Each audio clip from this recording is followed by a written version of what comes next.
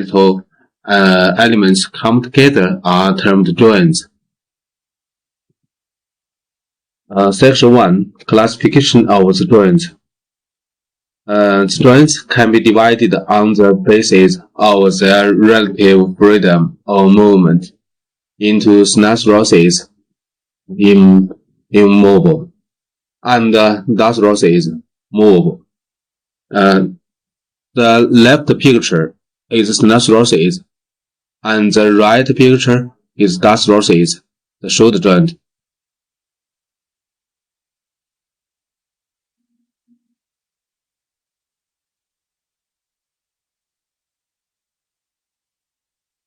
The two general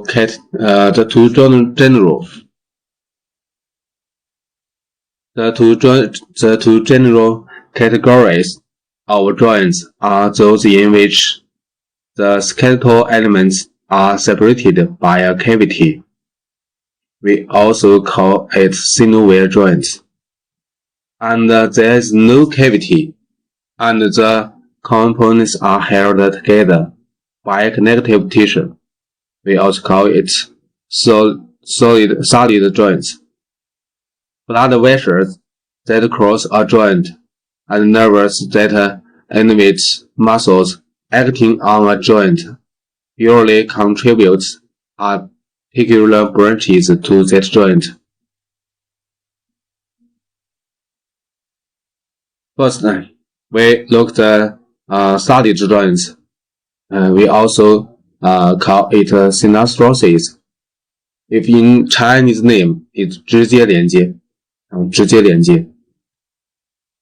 The synasthroses occurs between the bones that are in almost direct contact, fastened together by intervening connective tissue or high-lying cartilage, and in which there is no appreciable motion. Movements at these joints are more restricted than at synovial joints.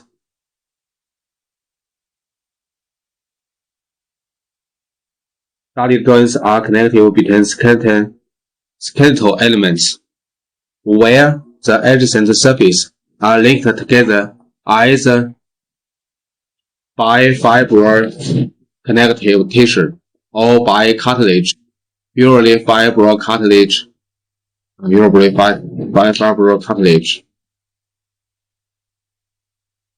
Solid joints are connections between skeletal elements where the adjacent surfaces are linked together either by fibrous connective tissue or by cartilage, usually fibrous cartilage.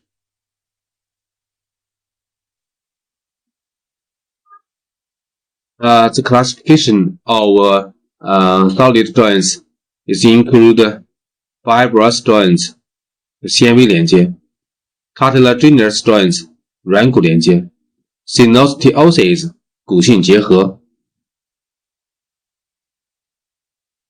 fibrous joint the bones are connected by dense fibrous connective tissue without any cavity. The main function of this joint is without any cavity. The amount of movement permitted at the joint depends on the length of the fibers uniting the bones.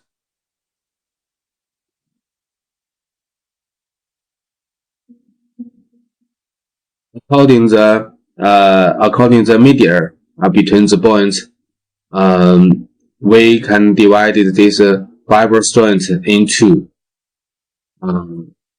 the suture. This structure we have lined. 2. Syndesmosis 韧带连接 Gomophosis 骨性结合 Now look at the poster. The suture. The bones are united by a thin layer of fibrous tissue. It is met with only in the suture span. The suture is met with only in the skull. For example, we look at the picture. This is the coronal suture and sagittal suture, limb body suture.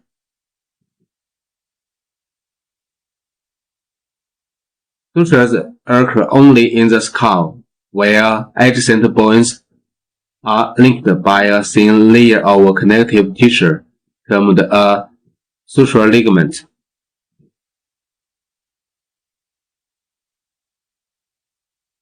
Syndesmosis. It may take the form of a membrane or slender fibers caught between the bones. Syndesmosis are joints in which two adjacent bones are linked by a ligament.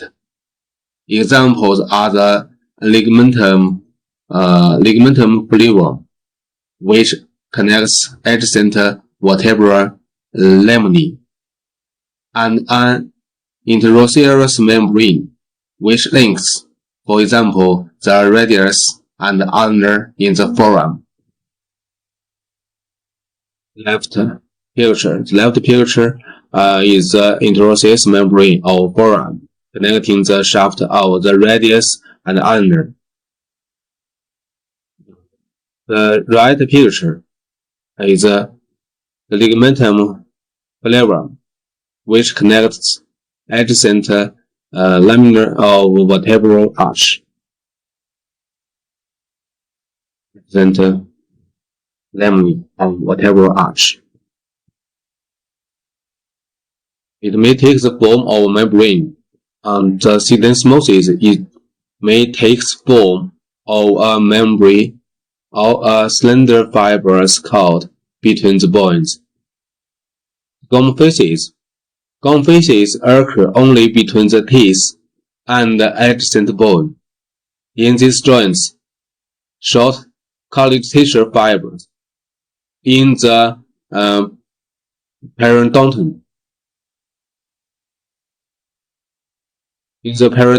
ligament run between the root of the tooth and the bony socket. This is the gum faces. Classification of solid joints are in the second two. Cartilaginous joints. The connecting medium is the cartilage. Classification of these joints they can be divided into the secant josses 后面软骨连接 symphysis 纤维软骨连接 secant josses 后面软骨连接 symphysis 纤维软骨连接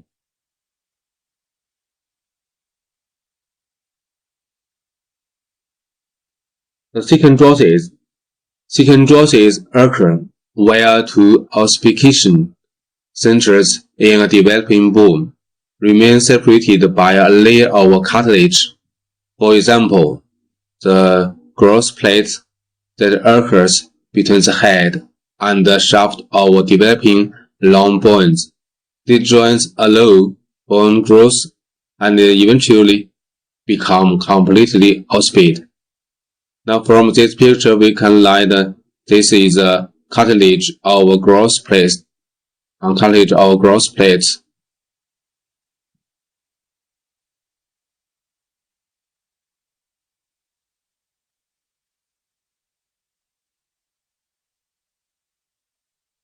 The symphysis.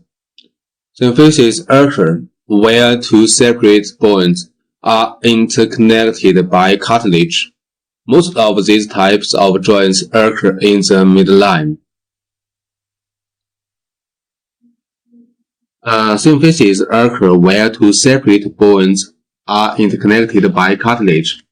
Most of these types of joints occur in the midline, and they include the we look at the left picture. The pelvic symphysis. Pelvic symphysis between the two pelvic bones. The pelvic symphysis between the two pelvic bones and intervertebral discs. Intervertebral discs intervertebral discs between adjacent vertebrae.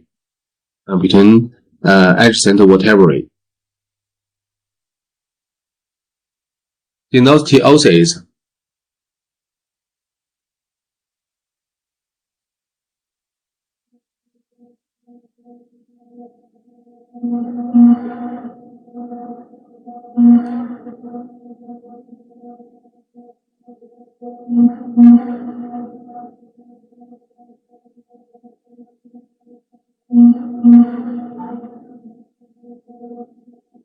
The bones are united by the ossification of the fibrous joint or thickened josses between them, such as a joint occur at the sacrum between the sacral vertebrae, and hip bone consisting of ilium and ischium pelvis.